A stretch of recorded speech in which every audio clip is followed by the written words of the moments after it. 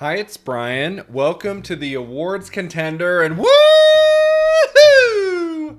How are we all doing? How are we feeling? I'm feeling pretty good. I went into the 96th Academy Awards feeling very confused about the Best Actress category. In Best Actress, pretty much everybody had switched over to Lily Gladstone from Killers of the Flower Moon, and for good reason. She won at SAG. It would have been an historic victory. She is very good in the movie. And so I was like, yeah, there are a lot of reasons to switch over for me.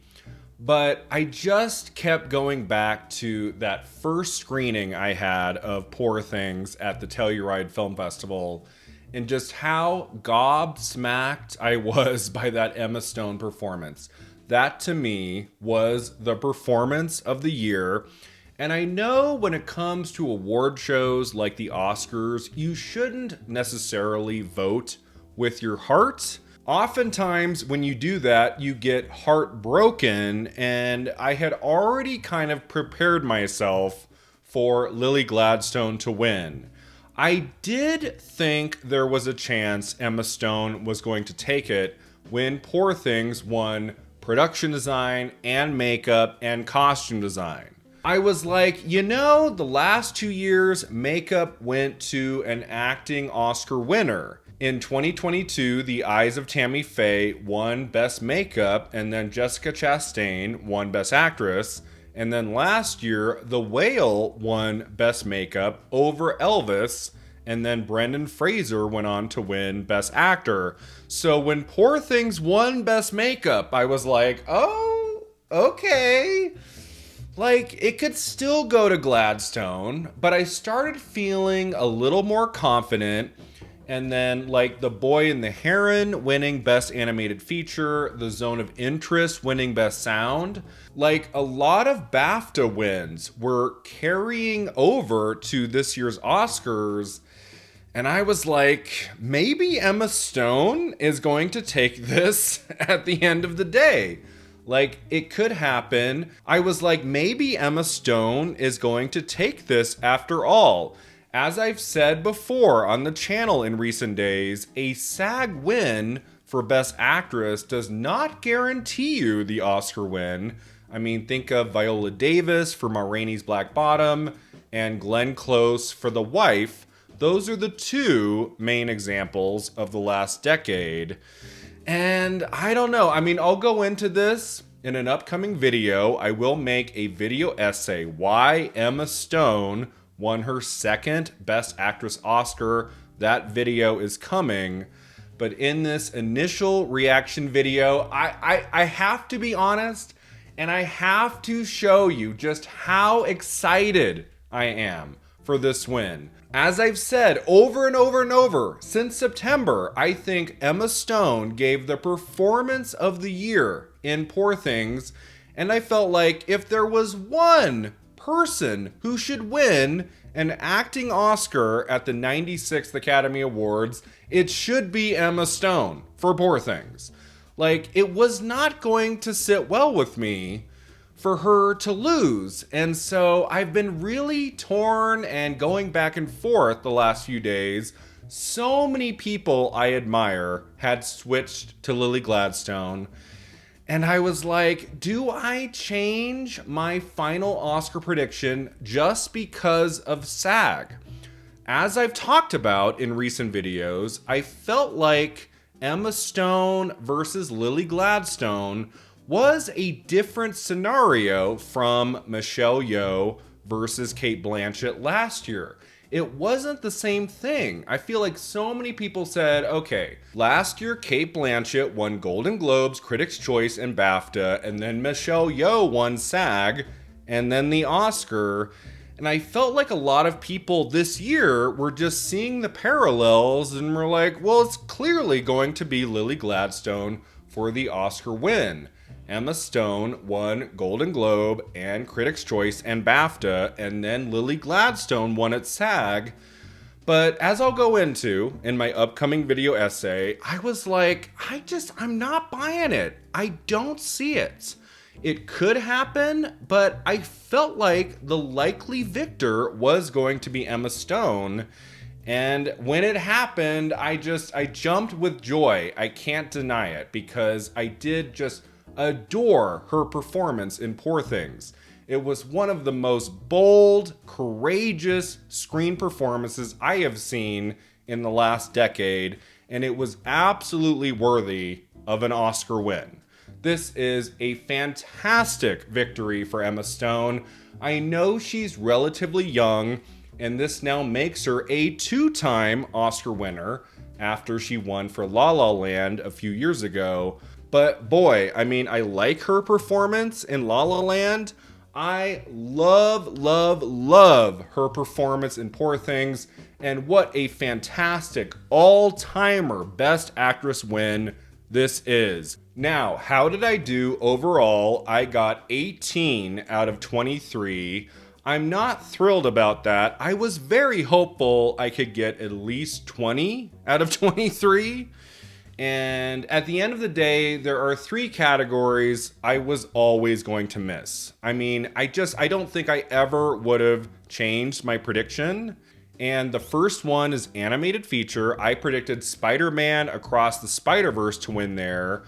I saw a narrative for The Boy and the Heron, but I thought after Spider-Man Across the Spider-Verse won at PGA, that Spider-Man was going to happen at the Oscars, because the last time the PGA winner for Best Animated Feature did not win in this category at Oscar was way back in 2014, when the Lego Movie won at PGA, but wasn't even nominated at the Oscars.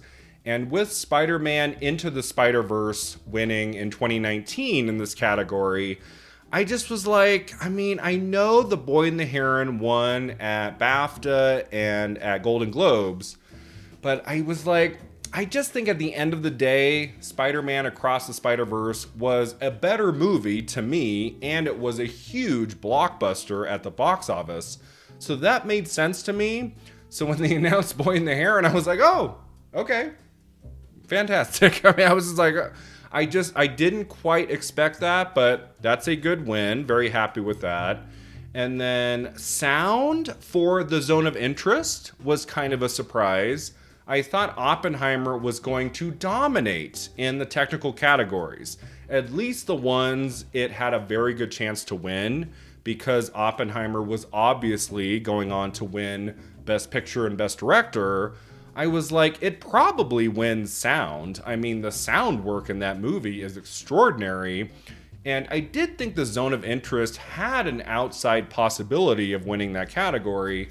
I just didn't think it could possibly overtake the more dominant Oppenheimer, and it did. And that is honestly one of the best wins of the night. The sound work in the Zone of Interest is fantastic. And so I'm not mad. I missed that one. I can't imagine too many people got that one correct. I feel like most people probably predicted Oppenheimer there, but the Zone of Interest winning in sound, very, very cool. And then visual effects I am frustrated by, because I did prefer Godzilla Minus One over The Creator as a movie, but I felt like, there's only a few specific sequences in Godzilla Minus One with a lot of visual effects, whereas The Creator, the VFX in that movie are all over the narrative for 2+ hours, and they are really impressive, and The Creator had that sound nomination. Godzilla Minus One only had the one nomination for visual effects. So it was kind of neck and neck for me, but I thought at the end of the day, The Creator was going to win visual effects. So when they said Godzilla Minus One, I was like, okay, that makes sense. That's awesome. I know a lot of people were predicting it, and that is a fantastic win. Now, the 2 categories I missed, I'm really frustrated by, are makeup and costume design, because for many weeks, I thought costume design was going to go to Barbie and makeup was going to go to Maestro. That made sense to me. And then in the last 2 weeks, I was like, the better film here, the movie that should win these categories is Poor Things. And so for a good week and a half, I had shifted over to Poor Things. And you know what I did the morning before I recorded my very final Oscar predictions video? I watched a few other final predictions video for like an hour, hour and a half. And everybody I watched were choosing Barbie for costumes and Maestro for makeup. And I was like, Brian, you're probably overthinking this. If Poor Things wins anything for sure in the below the line categories, it's going to be production design. But even though Maestro has faded, even though Barbie might only get original song, as it did, at the end of the day, I thought, let's go with my earlier predictions in these two categories. Let's not overthink it. Sometimes when you change your prediction later in the game, you were right the first time. That's what I was thinking. So I decided to go back to my earlier predictions, and I should have stayed with Poor Things, because that segment where Poor Things won 3 Oscars, like back to back to back, I was like, oh, come on. Like I was so close to going with Poor Things in all 3 of those tech categories. And then I went back to my original predictions right at the end. So, I could have had 20 out of 23, not 18 out of 23. I was really close to keeping those Poor Things predictions. But I thought, Brian, I don't know. Like, Barbie is strong enough. It might win costumes. And think what you want of Maestro. The makeup job on Bradley Cooper and Carey Mulligan throughout that movie is impressive. Honestly, Maestro not winning makeup is kind of surprising to me. Like, I feel like that was going to happen, but it didn't. Poor Things took it in the end, and that's really awesome. So I got 18 out of 23. Not terrible, not great. The best I've ever done was the Gravity year, the 2014 Oscar ceremony, exactly 10 years ago. I got 21 out of 24. That's the best I've ever done. Sometimes you have those years, like when Gravity was winning everything below the line, and it does get easier in that regard. This year, some of the tech categories were not a given, and basically the 5 categories I missed, I was really torn between 2 movies, and I guessed wrong every single time, which was what was annoying while watching the show, but everything was made okay when Emma Stone won Best Actress, because so many people had shifted over to Lily Gladstone. And honestly, the last 2 or 3 days, I was like, am I going insane here? I still think Emma Stone is going to win.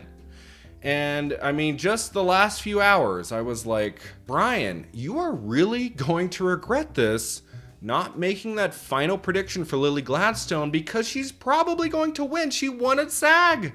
And it would give Killers of the Flower Moon something. It would be historic. She is fantastic.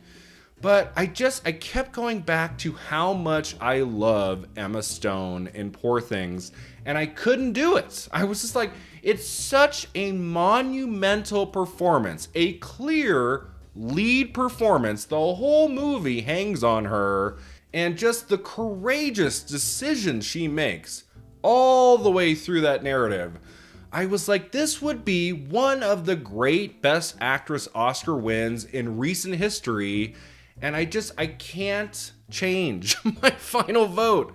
I have to go with Emma Stone. I'm so glad I stuck to my guns, I stuck to my gut, and stayed with Emma Stone, because what a worthy Best Actress Oscar win that is. And then I got everything else right in the top 8 categories. Best Picture and Best Director, of course, went to Oppenheimer. I just recently made an Elusive Oscar video about Christopher Nolan and talked about at many times in that video how he was going to win Director and Picture. So I was kind of in suspense about that too while watching the show. I was like, Oh my God, do not give me a crazy surprise here and like give it to Yorgos Lanthimos and then picture goes to the holdovers or something. I'm gonna feel really stupid. So I was very happy that picture and director went the way we all thought it would. And then no big surprises in the other top categories. Best actor, of course, went to Cillian Murphy, a fantastic win. Supporting actor and supporting actress was a clean sweep all season long. I mean, we all knew Da'Vine Joy Randolph was taking it. And then Robert Downey Jr. was also just a very safe prediction. I don't think anybody expected a surprise there. So in the acting categories, the only real race going into the Oscars was Best Actress. And again, most people were going with Lily Gladstone. I refused to switch over. I just said, Emma Stone is way too good in Poor Things to lose this. Come on. And I'm sorry to say, nobody recorded my reaction. But when Michelle Yeoh said Emma Stone, just so you know, I jumped up and I screamed, hell yes! This is like very, very loud. I very much freaked out my dogs. They were like, what's happening? I mean, I actually screamed louder for Emma Stone than I did last year for Michelle Yeoh, if I'm going to be honest. Because I feel like most of us going into Best Actress last year knew Michelle Yeoh was happening. Even though Poor Things did get those 3 tech prizes, it still could have been Gladstone. I had prepared myself. I'm like, it might be Gladstone, Brian, and that'll be great. That'll be fine. But I was like, come on. I was like, come on. Emma Stone, come on. I know she had already won an Oscar for La La Land 7 years ago. I was just like, this performance blew my mind. It was so great. And what a cool win that was. And then the other tech categories, I correctly predicted. This might be the first time in history I correctly predicted all 3 shorts categories. I was very happy about that. I thought live action short could have gone to 2 or 3 different movies. And then documentary short, there were at least 2 or 3 that could have gone to. But I loved The Last Repair Shop. That was my favorite short I watched. I was so happy for that movie to win Best Documentary Short. Obviously, the Oppenheimer wins for cinematography and film editing and score were fantastic. And then overall, I was very, very happy with the show. There were a couple lulls here and there. I didn't think Jimmy Kimmel was as funny this year as he was last year, but there was a nice rhythm to the show, even with all the commercials. And I thought the In Memoriam segment was okay. I wish we could have just stayed close on the people who had passed away in the last year and not have the camera so far out where we see more the dancers on the stage than we do the actual people who had passed. I thought that could have been changed a little bit. But I mean, I like the musical performances. Ryan Gosling, I'm Just Ken, was fantastic. That was my favorite musical number of the night. I just love Ryan Gosling so much. And he went all in. We had a La La Land reunion when he was performing with Emma Stone. That was really cool. We had some nice reunions on stage. I kind of liked that segment where Arnold Schwarzenegger and Danny DeVito, who of course were in Twins together, and Junior, had that moment with Michael Keaton, and it was like this cool Batman reunion. That was nice. And then of course we had the 4 acting categories presented by 5 previous Oscar winners in that category. To be honest, it was not as special as it was at the 2009 ceremony. I felt like those presentations had a bit more gravitas. Like, I mean, I don't want to shade any of the people who showed up to do that, but there was something kind of lacking this year. I mean, I love seeing, say, Sally Field and Jessica Lange in the Best Actress segments. And of course, we had some wonderful people come in, like Rita Moreno in Best Supporting Actress. But I don't know, there was something more special about that presentation with the 4 acting categories in '09 than this year. It didn't have the same kind of emotion. It was okay. I still do very much like that style of bringing back previous winners in the category, but we could have had some more legacy people, like some older people come in, like make it really, really special. Like bring in people who won Best Supporting Actress or Best Actor or whatever from like 30, 40, 50 years ago. Have some really old school, awesome people show up for that. And as much as I love like Tim Robbins and Christoph Waltz and Nicolas Cage and Matthew McConaughey, it didn't have the same resonance. If they bring this back next year or in the years to come, like go all out and bring back some really old school, fantastic winners in these categories. But yeah, overall, like last year, it was a very good show, very well produced, had a good rhythm. It never felt like it was going too long. I felt like the structure and the host and the presenters, like it all worked pretty well. And that made me happy. I will be giving you in the hours to come my top 10 Oscar moments, my top 10 favorite moments of the 96 Academy Awards. So look out for that. And I'm also bringing back Cody Derrick from Next Best Picture. In a couple days, we are going to have a discussion about the ceremony.